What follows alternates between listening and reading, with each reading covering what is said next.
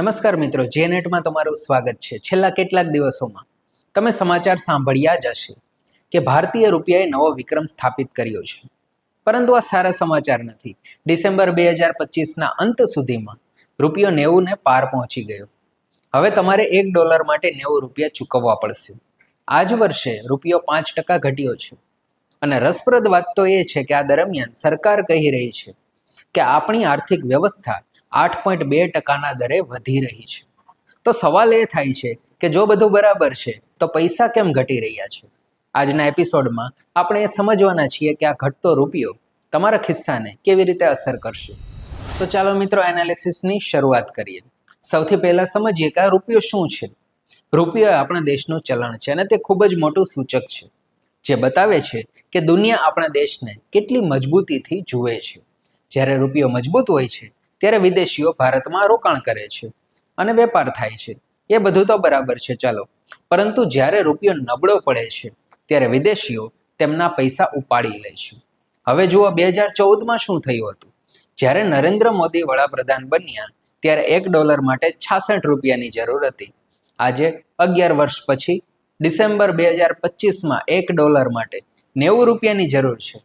જો તમે ગણિત કરો છો તો તે 35% હોઈ શકે છે માત્ર એક દાયકામાં। પરંતુ જો 2025ની વાત કરીએ તો આ વર્ષે ઘટાડો ખૂબ જ ઝડપી રહ્યો છે।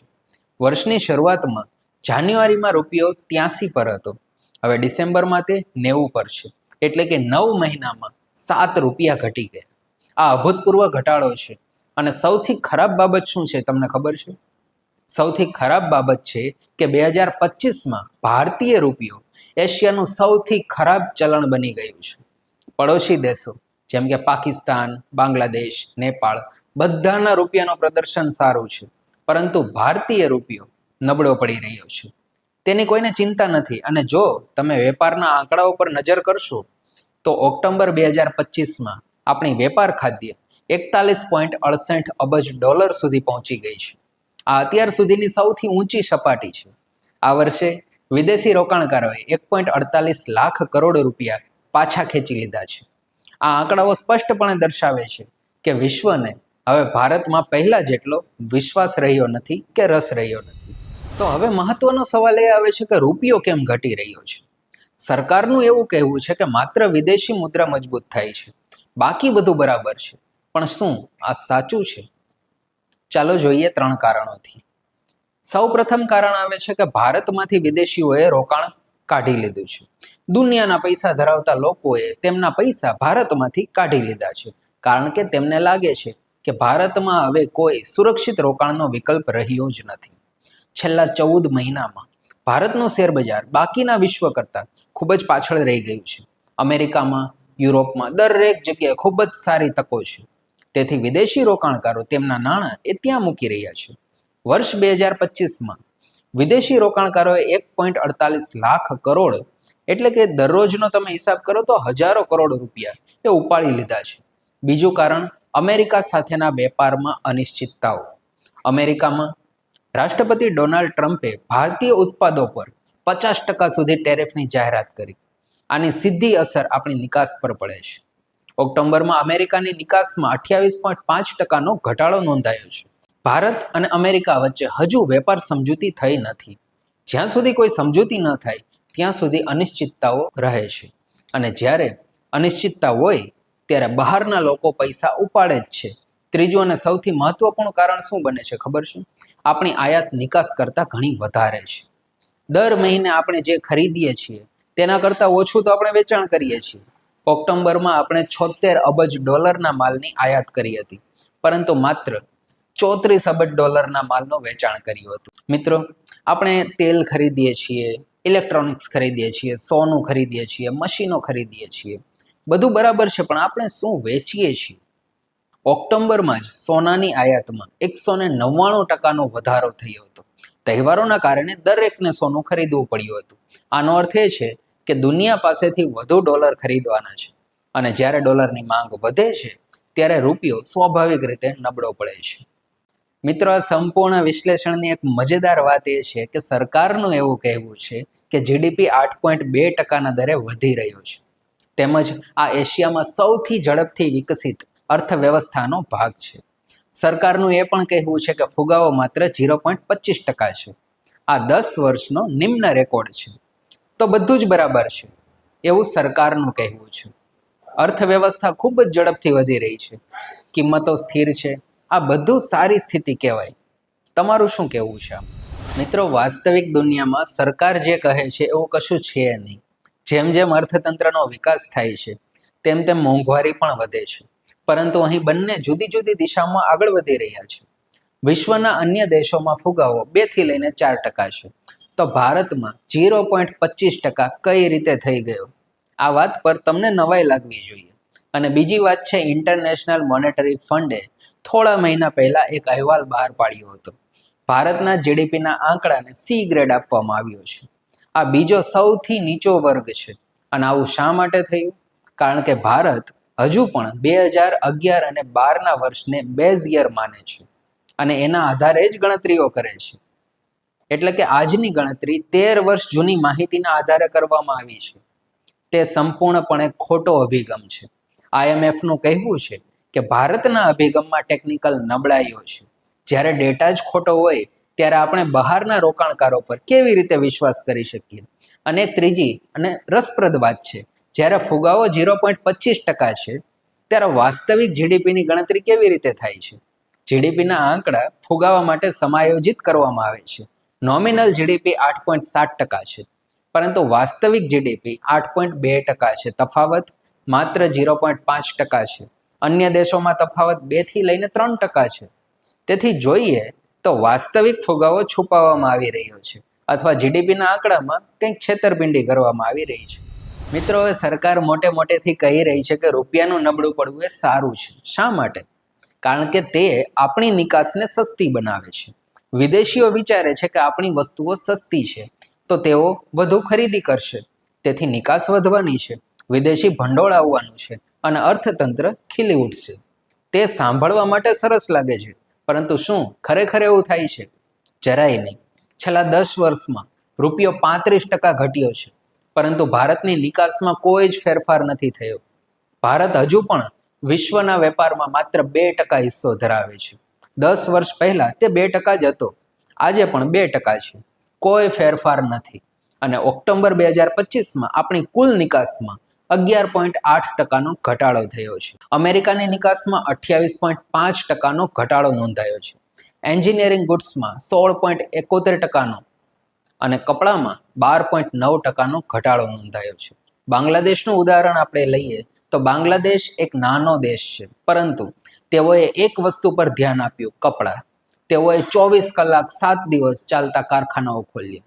ઝારા, H&M જેવી મોટી વિદેશી બ્રાન્ડ બાંગ્લાદેશમાં તેના કપડાં બનાવે છે. પરિણામે બાંગ્લાદેશ વિશ્વનો સૌથી મોટો બીજો કપડાનો નિકાસકાર દેશ છે. અને ભારત માત્ર કાચા કપાસનું વેચાણ કરે છે, તૈયાર કપડાનું નહીં. ભારતે શું કર્યું? મેક ઇન ઇન્ડિયા, PLI યોજના, સ્માર્ટ સિટી, આત્મનિર્ભર ભારત બધું જ કર્યું, પરંતુ ફેક્ટરી શરૂ ન કરી. ઓક્ટોબરમાં આપણું ઔદ્યોગિક ઉત્પાદન એ માત્ર 0.4% વધ્યું હતું. લગભગ કોઈ જ ફેરફાર કહેવાય નહીં. આ એક સંકેત છે કે આપણા ઉત્પાદનમાં ઘણી જ સમસ્યાઓ છે. જો ફેક્ટરીઓ કામ નહીં કરે તો નિકાસ ક્યાંથી આવશે? તેથી રૂપિયો નબળો પડવાનો કોઈ ફાયદો થવાનો જ નથી. હવે ચાલો જાણીએ જનતાના દિલની વાત, કે આ બધું તમારા માટે શું મહત્વ રાખે છે. કારણ કે જો રૂપિયો ઘટવાનો છે તો તેની સીધી અસર તો તમારા ખિસ્સા પર પડવાની છે. પ્રથમ પેટ્રોલ અને ડીઝલ છે. ભારત તેના તેલનો 80% હિસ્સો વિદેશમાંથી ખરીદે છે. તેલની કિંમત ડોલરમાં છે. જ્યારે રૂપિયો 5% ઘટે છે ત્યારે તેલની કિંમત સીધા 5% વધે છે, જેના કારણે પેટ્રોલ અને ડીઝલના ભાવમાં વધારો થાય છે. તેથી તમારા ઈંધણમાં 2 થી 4 રૂપિયા પ્રતિ લીટરનો વધારો તમને દેખાઈ શકે છે. અને જ્યારે પેટ્રોલ મોંઘું થાય છે ત્યારે ટ્રકનું ભાડું વધે છે, ડિલિવરીનો ખર્ચ વધે છે અને આખરે શાકભાજી, દવાઓ, દરેક વસ્તુના ભાવ વધે છે. શા માટે? કારણ કે આ બધું ટ્રાન્સપોર્ટના માધ્યમથી જ મળે છે. બીજું ખૂબ જ મહત્વપૂર્ણ બાબત એ છે કે વિદેશમાં અભ્યાસ. દર વર્ષે ભારતમાંથી 8 લાખ વિદ્યાર્થીઓ વિદેશ જાય છે. ઓસ્ટ્રેલિયા, કેનેડા, યુનાઇટેડ કિંગડમ અને યુનાઇટેડ સ્ટેટ્સ વગેરે જગ્યાએ આ વિદ્યાર્થીઓ ત્યાંની યુનિવર્સિટીમાં અભ્યાસ કરે છે. પરંતુ હવે તેમની ફી ઘણી જ વધવાની છે. છેલ્લા 8 મહિનામાં રૂપિયો 84 થી ઘટીને 90 પર આવી ગયો છે. આની અસર યુનિવર્સિટી પર પડવાની જ છે. મોટી યુનિવર્સિટીઓમાં એક સેમેસ્ટરની ફી $5,000 છે. તો પહેલા સંપૂર્ણ ફી ₹4,15,000 હતી. હવે તે ₹4,50,000 છે. એટલે કે એક સેમેસ્ટરમાં ₹35,000નો વધારો. જો એક વર્ષમાં 4 સેમેસ્ટર હોય તો ₹1,40,000 વધારે મળે છે. 4 વર્ષના શિક્ષણમાં 5 થી 6 લાખ રૂપિયાનો વધારો. આનો સીધો મતલબ શું થાય છે કે માતા પિતાએ વધુ લોન લેવી પડશે. અને હા, આ માત્ર ફીની વાત નથી. ખોરાક, કપડાં, પુસ્તકો, દરેક વસ્તુના ભાવ વધવાના છે. અમેરિકામાં એક વિદ્યાર્થીનો મહિનાનો ખર્ચ 30 થી 40,000 રૂપિયા છે. તો આમાં પણ વધારો થવાનો જ છે. તેથી જે પરિવાર તેના પુત્રને વિદેશમાં મોકલવાનું નક્કી કરે છે તે કદાચ હવે ના પણ થઈ શકે. ત્રીજું આંતરરાષ્ટ્રીય પ્રવાસ છે. જો તમે તમારા પરિવાર સાથે અમેરિકા અથવા યુરોપ જવા માંગતા હો તો તેનો ખર્ચ 15 થી 20% વધવાનો છે. હોટલ, ભોજન, પરિવહન બધાની ચૂકવણી ડોલરમાં અથવા યુરોમાં કરવી પડશે. જે પરિવાર પહેલા 5 લાખમાં રજા ઉજવતો હતો તે હવે 6 થી લઈને 7 લાખમાં ઉજવણી કરશે. ચોથી વસ્તુ આયાતી ઇલેક્ટ્રોનિક્સ છે. સ્માર્ટફોન, લેપટોપ, કારના પાર્ટ્સ આ બધી જ વસ્તુઓના ભાવમાં વધારો થવાનો છે. નવા આઈફોનની કિંમતમાં ₹5,000 સુધીનો વધારો નોંધાઈ શકે છે.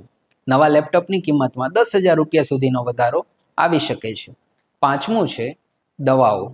ભારતની 80% દવાઓ એનો કાચો માલ ચીન અને રશિયાથી મેળવે છે. જો રૂપિયો નબળો પડ્યો તો દવાઓના ભાવ પણ વધવાના છે. કેન્સરની દવાઓથી માંડીને ડાયાબિટીસની દવાઓ એ તમામ દવાઓ મોંઘી થવાની છે. પરંતુ એક સારા સમાચાર પણ છે. જો તમારો દીકરો વિદેશમાં છે તો તેને ફાયદો થવાનો છે. જ્યાં પહેલા $1,000 બરાબર 83,000 થતા હતા તે હવે $1,000 બરાબર 90,000 છે. એટલે કે ₹7,000 એમને વધુ મળશે. વિદેશી ભારતીય ભારતમાં સોનું ખરીદી શકે છે. તે સસ્તું લાગશે તેમને. તમે તમારા માતા પિતાને વધુ પૈસા પણ મોકલી શકો છો. પરંતુ આ લાભ એ ફક્ત તે જ લોકોને મળશે જેમના સંબંધીઓ વિદેશમાં છે. આ સિવાયના તમામ ભારતીયો માટે આ નુકસાન છે. હવે એક વધુ રસપ્રદ બાબત આવે છે. 2014 પહેલા જ્યારે નરેન્દ્ર મોદી મુખ્યમંત્રી હતા ત્યારે તેમણે મનમોહન સિંહની સરકારની આકરી ટીકા કરી હતી. ડોલર મજબૂત થઈ રહ્યો છે, રૂપિયો નબળો પડી રહ્યો છે, ભારત વિશ્વ વેપારમાં ટકી શકતો નથી, રૂપિયાનું પતન એ રાષ્ટ્રનું અપમાન છે. તેમણે આ માટે આરબીઆઈને જવાબદાર ઠેરવ્યું હતું. અને સામાન્ય લોકોએ પણ વિચાર્યું કે હા, રૂપિયો ઘટવો એ ખૂબ જ ખરાબ બાબત છે. 2025માં શું થાય છે? હવે રૂપિયો 35% ઘટ્યો છે. પરંતુ હવે સરકાર બદલાઈ ગઈ છે. હવે સરકાર કહી રહી છે કે રૂપિયાનું નબળું પડવું એ સારું છે. તેનાથી નિકાસમાં મદદ મળે છે. માત્ર ડોલર મજબૂત થયો છે, આપણું અર્થતંત્ર એકદમ ઠીક છે. રૂપિયાનું નબળું પડવું તે માત્ર એક બાહ્ય પરિબળ છે, આંતરિક નહીં. તો ગઈકાલે જે ખોટું હતું તે આજે શા માટે બરાબર છે? તો શું અંધભક્તોને રૂપિયો તૂટવાથી ફાયદો થયો છે? આને તમે વિરોધાભાસ કહી શકો છો. અને આ વિરોધાભાસ પાછળ કયા કારણો છે ચાલો જોઈએ. આપણને આરબીઆઈની નીતિમાં ફેરફાર જોવા મળ્યો છે. અગાઉની સરકારના છેલ્લા દિવસોમાં આરબીઆઈએ રૂપિયાને સ્થિર રાખવા માટે $34 અબજ ખર્ચ્યા હતા. પણ હવે આરબીઆઈ એક વર્ષમાં માત્ર $30 અબજનું વેચાણ કરે છે. આનો અર્થ એ થયો કે આરબીઆઈ હવે રૂપિયાને સ્થિર રાખવાને બદલે તેને નબળો પાડવા માંગે છે. પરંતુ આ વાત અહીં કહેવી એ બરાબર નથી, કારણ કે આમાં મહદઅંશે રાજકારણ જોડાયેલું છે.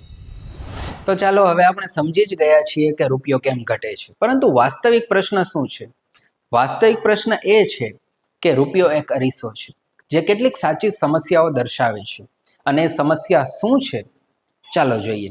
પહેલી સમસ્યા એ છે કે આપણી ફેક્ટરીઓ યોગ્ય રીતે ચાલી રહી નથી. ઔદ્યોગિક ઉત્પાદન 0.4% છે, એટલે કે તે લગભગ સ્થગિત જ છે.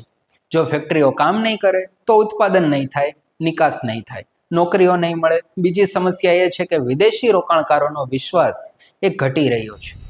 તેઓએ માર્કેટમાંથી 1.48 લાખ કરોડ કાઢી લીધા છે, જે સ્પષ્ટતાથી દર્શાવે છે કે વિદેશ હવે ભારતમાં શક્યતાઓ જોઈ નથી રહ્યું. ત્રીજી સમસ્યા એ છે કે આપણા અર્થતંત્રમાં વાસ્તવિક વૃદ્ધિ ત્યાં નથી થતી જ્યાં તેની જરૂર છે. જેમ કે કૃષિમાં 3.5%, જ્યાં 50% લોકો કામ કરે છે. બેન્કિંગ અને આઈટીમાં 10%, જ્યાં માત્ર થોડા જ લોકો કામ કરે છે. તેથી જોઈએ તો જીડીપીના આંકડા તો સારા દેખાઈ રહ્યા છે, પરંતુ આનો સામાન્ય માણસને કોઈ જ લાભ થવાનો નથી. ચોથી સમસ્યા શું છે?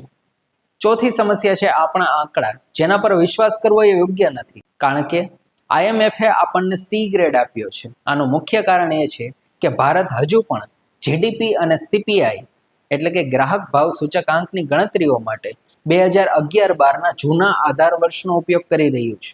IMF મુજબ આ આંકડા આજના આધુનિક અર્થતંત્રનું યોગ્ય ચિત્ર રજૂ કરતા નથી. હવે જો આપણે સુધારો નહીં કરીએ તો આગળ શું થવાનું છે? કદાચ 95 રૂપિયા, કદાચ 100 રૂપિયા અને 120 પણ. અને દરેક વખતે સરકાર કહેવાની છે કે આ માત્ર એક સંખ્યા છે, વાસ્તવિક ચિંતાનો વિષય નથી. પરંતુ તમારા ખિસ્સાને જરૂરથી ખબર પડી જશે જ્યારે પેટ્રોલ મોંઘું થશે, શાકભાજી મોંઘા થશે, દવાઓ મોંઘી થશે. રૂપિયો બચાવવાનો એકમાત્ર રસ્તો કારખાનાઓ ચલાવવાનો, ઉત્પાદન વધારવાનો, નિકાસ કરવાનો અને વિશ્વને બતાવવાનો છે કે ભારત હજુ પણ એક મજબૂત દેશ છે. પરંતુ જો આપણે તે નથી કરવાના તો 100 રૂપિયા માત્ર શરૂઆત છે. તો મિત્રો, આજનો એપિસોડ અહીંયા પૂરો થાય છે. જો આ એપિસોડ તમને પસંદ આવ્યો હોય તો કૃપા કરીને લાઈક કરો અને સબસ્ક્રાઇબ કરો. કોમેન્ટમાં અમને જણાવો કે રૂપિયાના ઘટવાથી તમને કેવી અસર થઈ છે. આગામી એપિસોડમાં આપણે જોવાના છીએ કે આ કટોકટીમાંથી બહાર નીકળવા માટે શું કરવું જોઈએ. જોવા બદલ તમારો આભાર.